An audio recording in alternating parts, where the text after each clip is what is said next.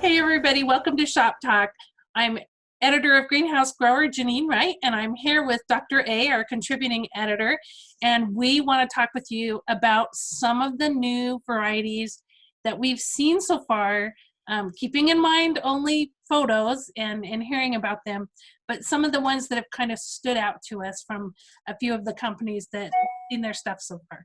So we kind of divided these up into categories. So Dr. A, let's talk about veggies first. Okay, let's talk about what we're doing. Here we are stuck in Ohio and Georgia, and the plants are in California. This is such a rough time, and I know everybody is struggling. Believe me, everybody who's listening to this is a hard time. And Janeen and I, we understand that it's difficult for everybody. We want this industry to succeed, and all we're trying to do is let people know that yes, we're still doing this stuff. Our industry is still working hard. We're working harder than ever, quite truthfully. And the positive thing is we're going to get through this. We can't go around it. We can't get over it. We can't go under it. We're going to go right through it, and we're going to get through it together. And one of the ways we're going to do that is talk about some of the plants that are at cast that, unfortunately, we can't see the real thing, but we can share a few of our thoughts for whatever they're worth with you. Right. And I know, Janeen, you mentioned veggies. Well, I mean, heck, if there's any trend in people's love of plants for the garden, it's veggies. I mean, it's just gone through the roof, and there's some really cool stuff, don't you think? Yeah, I think so. PanAmerican Seed, their Kitchen Minis program was one that really kind of impressed me. Just the concept of it, like, they talked about it being for people that have no garden space.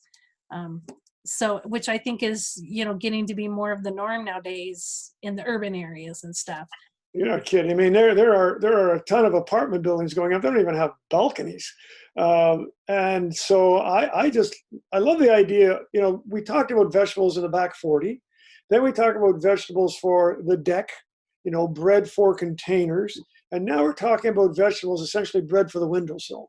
And I think this is really cool. And it allows more people to enjoy the products that we breed and that we love. So I think there's tomatoes and peppers. Yeah. And they talked about, the consumer uses it, gets the use out of it. And then when it's done, they throw it away and they can go get another one, which is kind of fun. So I think that in that way, sometimes, there's a no-fail category with it. You just use it till it's done and go with the new one. I consider this the African violets of veggies. Right. You enjoy them, and then they cuss and curse when they don't flower again. You get another one. Exactly. And I love the idea of being able to pick something fresh. If it's probably not, exactly like the back 40, but it keeps people smiling, and that's cool. Yeah, and a couple other things that just were kind of interesting to me. Burpee Seed brought out they call it a headless cabbage. It's called Sweet Thang, and so they said it could be because it doesn't have that kind of the coarser leaves and stuff. It could be like a replacement for kale or chard or something like that, which is kind of interesting. And then, peppers are, especially the hot ones, the jalapenos, are really starting to trend a lot. So, some new varieties from Burpee, one Armageddon that has tons of heat in it, and then another variety that is the jalapeno with no heat in it. So something for everybody. A headless cabbage. I don't know what we're coming to, but why not? And I'm an old Canuck. I can't handle anything hot. And so peppers that are not only ornamental but very tasty. I love peppers, but some of those jalapenos are for you other guys. You want yours without the heat. Yeah. So let's talk about some of the annuals that we saw. What are a couple that stood out to you, Allan? Well, I think there's some really, really good annuals out there. I mean, there's a ton of new petunias and begonias, and we're filling in series of this and that with this and that color. And I guess we could talk about every petunia known to man and still never run out. But there's a couple of new things that caught my eye. And I don't know how good they're going to be, but they caught my eye. And that's one of the ones, I guess, is Pan Am, is that foliar celosia. That is colored foliage on the celosia and not really grown for the flowers. The flowers are incidental, but these are going to be, I guess, coleus-like celosias, and I can't wait to see them. They got creative names like Gekko and what Lizard leaf or leaping lizard or lizard leaf, I guess. But they're good for them. I can't wait to see them. So it gives us something else that we can do in the greenhouse and in the landscape. yeah, I like that one too, just because it was very unique from what we've seen in the Celosia category. You know, the other one I saw is at Green Fuse, the Grandstand Salvia series. It's just an excellent series, and they added, I think it's 4, maybe 5 colors this year. And one I really liked was called Creamsicle, and it just like the, you know, the dessert, it had that kind of nice peachy orange color and white color, but there were some really standout selections there in that series. Yeah, I've always liked that series because it's very colorful. It's upright. It very strong, very vigorous. The stems are strong. You don't have to worry about it falling over, and the colors they're gorgeous. And this creamsicle, I like it too. I must say, I don't know why. It's not exactly bold, but it certainly is different. Yeah. And that's a great series. So I'm happy to see that they are really going after that one as well. Yeah. So, and then, you know, from Westhoff, a new ground cover. We were trying to decide if we got a sneak peek at that last year, but the Mecardonia. Yeah, that Mecardonia gold flake. I don't know if I talked you into this one, Janeen, but I just like this plant. Macardonias in general, and this is gold flake. You know, I really can't recall if it's brand new or not, but Mecardonia is always brand new, quite truthfully.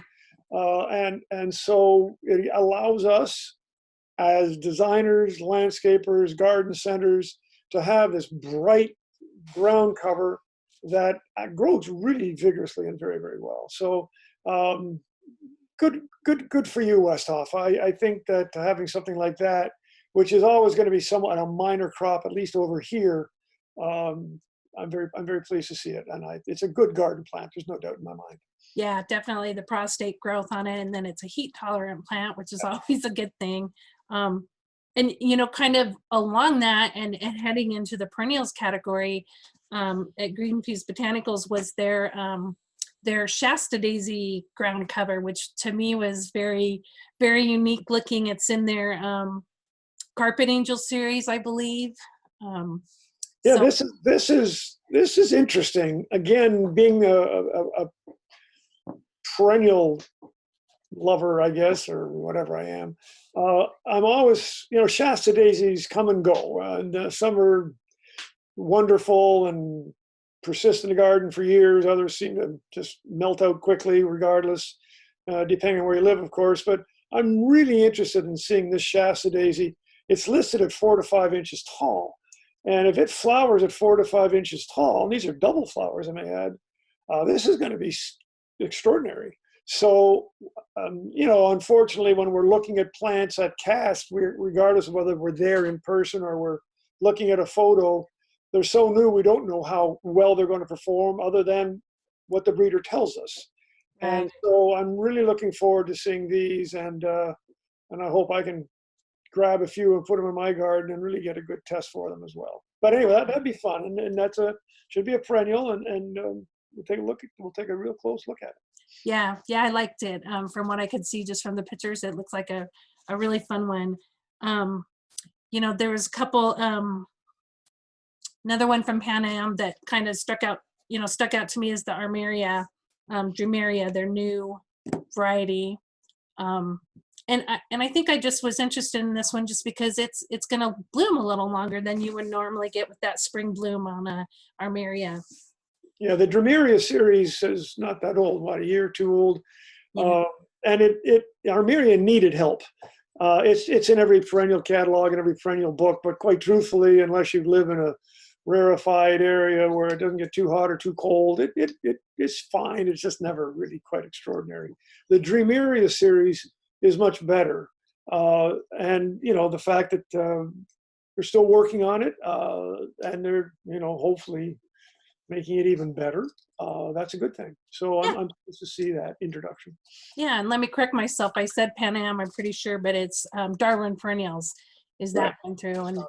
And then we saw interesting Rudbeckia Yeah, coming out.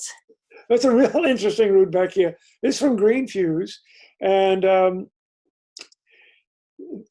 according to what we're reading and according to what we're seeing, this is a reblooming and I think perennial Rudbeckia, but this is listed as Rudbeckia hirta. Now, Mhm. Rudbeckia hirta is the annual Rudbeckia that flowers all the time. It's a fabulous plant, but generally does not have much perenniality to it.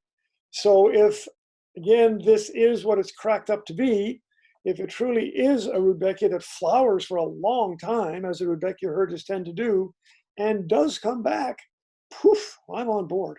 Me too. Me too. Anything that's going to be hardy in my area, I'm always looking forward to, and certainly, Rebecca hasn't been in the past, but definitely, and it's a day length neutral, so it's a little more programmable, and some beautiful blooms on it from the pictures. So Yeah, and it goes under the name Dakota, so we'll take a look and see how it does. yeah, Yeah. definitely one to watch. I think too, a couple new hydrangeas coming out, and as we've said before, this is getting to be a really popular trend. We're seeing a lot of hydrangeas. Both of these, one from Syngenta and then one from Green Fuse Botanicals, were to me like seem to kind of be grower friendly. Make things a little bit easier for the growers. So the Syngenta one, it's the high series. It was bred with the grower in mind. It doesn't need staking. It's a new category for Syngenta, so it'll be interesting to see where they take that. Yeah. It's got strong stems for shipping, so it seemed to have a lot of good qualities to it that would appeal to the growers. The world is alive. Certainly, the Midwest is alive with the sound of hydrangeas. I mean, they're just everywhere. I mean, there are as many hydrangeas now as there are euchras. I swear, you just can't get away from them. So that's a good thing in that people know what hydrangeas are. Certainly in the landscape, the florist hydrangea has been around for a long time, the gift plants and all. But I think both of these have certain potentials to work in a landscape as well. I think the Mountain series from Green Fuse uh, is really quite an interesting series in that it's lace cap, meaning it's not a mop head type, and it's a little bit different for the greenhouse side of things. And it is day length neutral, so it should be quite programmable, and hopefully it'll be something that people will really um, find eye catchable. It'll really catch the eye because of the lace cap type flower. So I look forward to that as well. Yeah, I think so. Both of these are, I know the high hydrangeas, they're fast flowers, supposed to flower in about 8 weeks, I believe they said. And, and with on the mountain series with the cooling requirements and the day length neutral, that's going to speed up the crop time a little bit. So I think that, some good choices for growers there. So, we've talked about quite a few, and pointing out we talked about a few companies, but there's a lot we haven't seen and haven't covered, and we will be in shop talks after this. So be sure and stay tuned to greenhousegrower.com and watch for Allan and I to do some more videos as we pour over all this new variety information and see what kind of stands out to us and what the varieties are to watch and see how they perform this year.